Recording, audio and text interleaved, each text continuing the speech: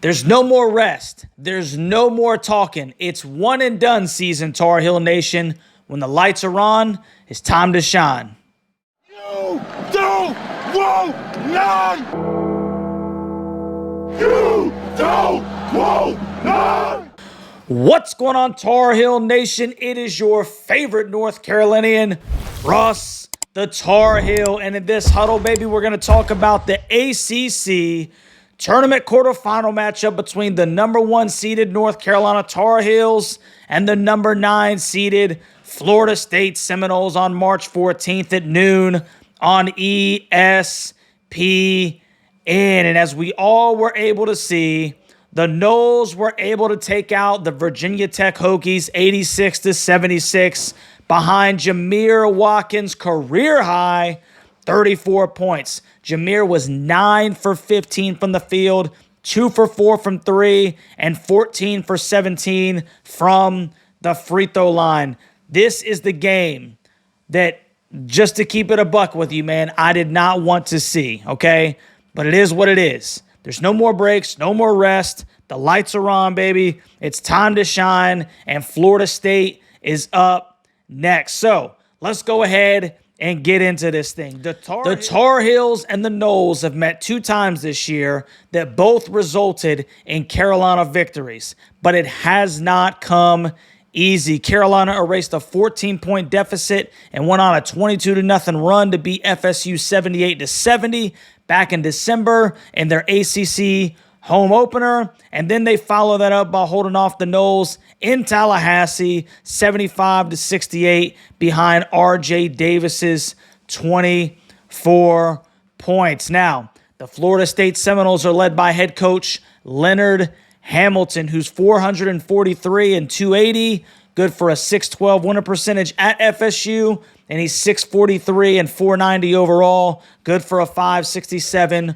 overall winning percentage. The Florida State Seminoles leading scorer is 6'7", 210-pound junior forward Jamir Watkins, who's averaging 15.1 points per game, 5.9 rebounds, and 2.7 assists. He's shooting 45.7% from the floor and 34.8% from 3. Jamir had a huge game against the Hokies, and the kid is an absolute stud. He also had 4 steals in this game, so he's got extremely active hands. He's a great basketball player, man. Something the Carolina Tar Heels are going to have to deal with. Next is 6'5", 195-pound senior guard Darren Green Jr., who's averaging 11.8 points per game, 3 rebounds, and 1 assist. He's shooting 41.8% from the floor and 39.2% from 3. Green only scored 3 points against the Hokies, but the dude can stinking light it up. Then there's 6'3", 185-pound junior guard Primo Spears, who's averaging 10.3 points per game, 1.6 rebounds, and 2.2 assists. He's shooting 37.5% from the floor and 27.3% from 3. Primo had 10, 2, and 2 against the Hokies. Then there's 6'10", 225-pound sophomore forward Cam Corhin, who is averaging 9.7 points per game, 4 rebounds, and 0.5 assists. He's shooting 63.7% from the floor, and my man had 8, 5, and 2 against the Hokies. And lastly, there's 6'11", 204-pound sophomore forward Baba Miller, who's averaging 7.7 points per game, 5 boards, and 1.5 assists. He's shooting 44.9% from the floor and 29.1% from 3. Baba had 7, 4, and 1 against the Hokies. The guy to really watch off the bench for Florida State is going to be 6'7", 205-pound junior guard Jalen Worley, who's averaging 7.1 points per game, 2.6 rebounds, and 2.7 assists. But he scored 18 points against the Virginia Tech Hokies with 4 assists, so the guy is a great contributor as well. Now, the North Carolina Tar Heels are led by 2024 ACC Coach of the Year, Hubert Davis, who's amassed a 74-29 record, good for a 718 win percentage at the University of North Carolina. The Heels' leading scorer is 6 foot, 180-pound senior guard, and the Atlantic Coast Conference Player of the Year, R.J. Davis, who's averaging 21.1 points per game, 3.7 rebounds, and 3.5 assists. He's shooting 43.2% from the floor and 41.6% from three. RJ has averaged 25.5 points per game against the Noles this year. Then there's 6'11", 240-pound senior forward Armando Bacot, who's averaging 13.9 points per game, 10.1 rebounds, and 1.6 assists. He's shooting 54% from the floor and 77.9% from the free throw line. Mondo was only averaging 9 points per game and 8 boards against the Noles. So they've kind of held him in check, or at least below his season averages, if you will. Then we have 6'7", 235-pound junior forward Harrison Ingram, who's averaging 12.5 points per game, 9.3 rebounds, and 2.2 assists. He's shooting 43.3% from the floor and 37.4% from three. Harrison's averaging 12 points per game and 11.5 boards against the Noles. Then there's 6'5", 195-pound senior guard Cormac Ryan, who's averaging 11.5 points per game, 2.9 rebounds, and 1.3 assists. He's shooting 37.9% from the floor and 34.3% from three.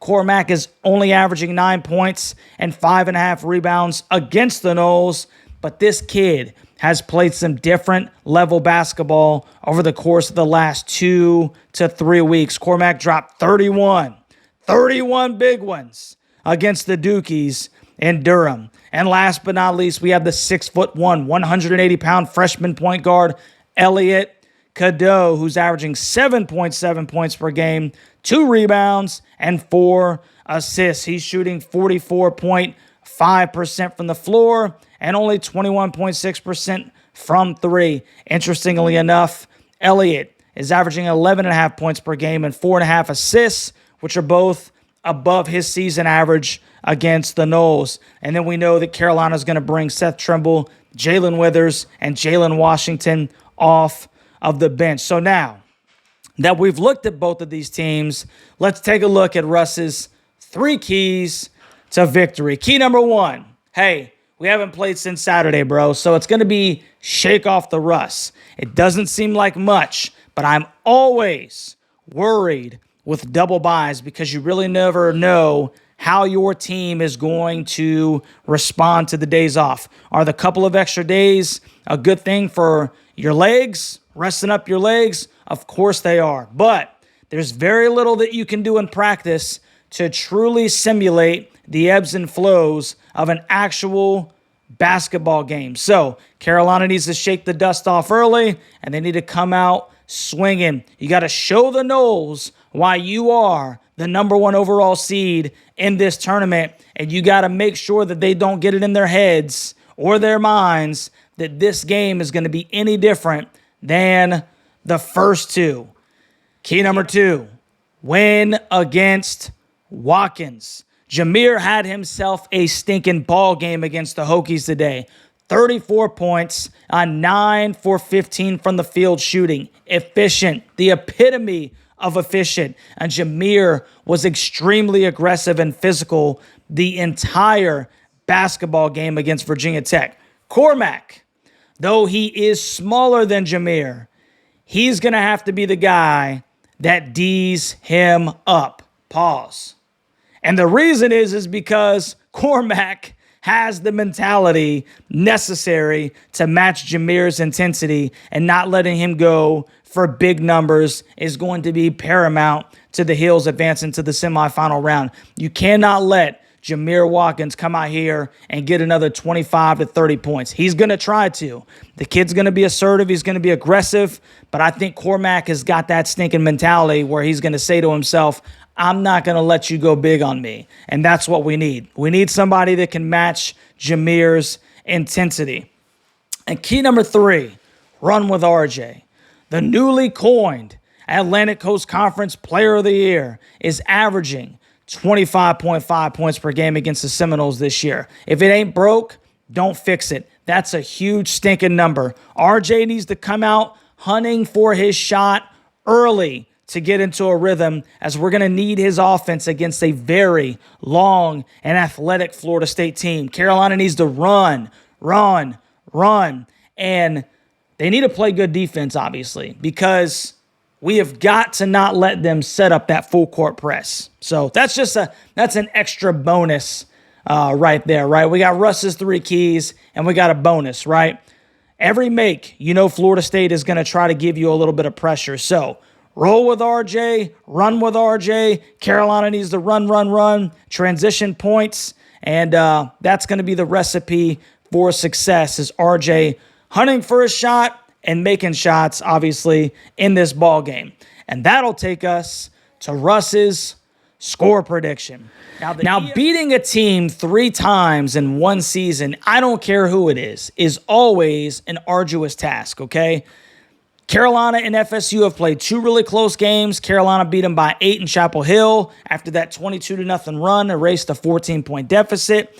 And then you have the 7-point victory against FSU in Tallahassee that was still a really close ball game. It's the Florida State length and athleticism that seems to have given the Heels a little bit of trouble, if you will, especially with our smaller guards. On the flip side of that, RJ is averaging, if you want to round up, 26 points per game, and Elliott's averaging above his season average in points and assists against the Noles. So Carolina's proven to have success on the offensive end with getting into the lane. Obviously, EC needs to dribble drive and get into the lane. If Carolina can be sound with the basketball, and this is one of those things with a freshman point guard, limiting FSU's athleticism by being sound with their passing and not allowing the Noles to get their hands into passing lanes, creating transition buckets, that's going to be huge, man. And then you obviously caveat that with Carolina playing good defense.